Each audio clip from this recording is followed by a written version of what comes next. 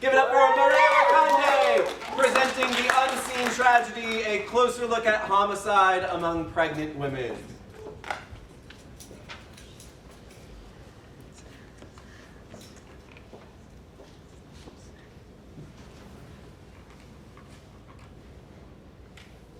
I'm not going to make many assumptions about you today.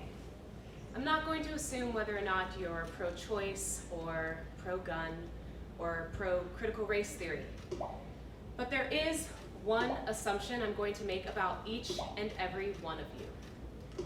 I'm going to assume you know at least 4 women. In the United States, 1 in 4 women aged 18 and older have been the victim of severe physical violence by an intimate partner in their lifetime. Women ages 18 to 34, the primary reproductive age range, generally experience the highest rates of intimate partner violence, and homicide is the leading cause of death for pregnant women. Yes, women in the US who are pregnant or who have recently given birth are more likely to be murdered than to die from obstetric causes. And these homicides are a result of a deadly mix of intimate partner violence and firearms. And while intimate partner violence among pregnant women has been studied, the escalation from violence to homicide and the association with pregnancy-related abuse has not.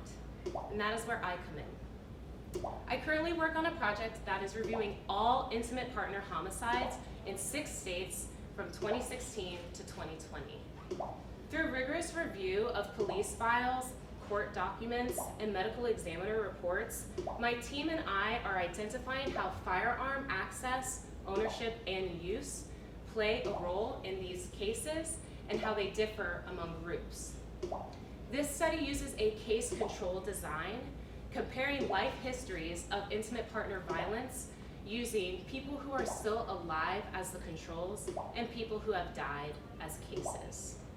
And part of my role is to conduct interviews with survivors or with next of kin to give detail to these identifiable risk factors, as well as give voice to the many who are impacted by intimate partner violence and homicide. But this research is only a piece of what is needed to fix this problem.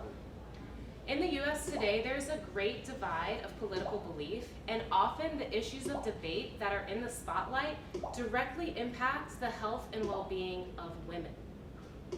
So, I'm not going to assume that you're pro-choice, but laws restricting women's access to reproductive care and abortion can place women at further risk, since control over a woman's reproductive choices often plays a role in intimate partner violence.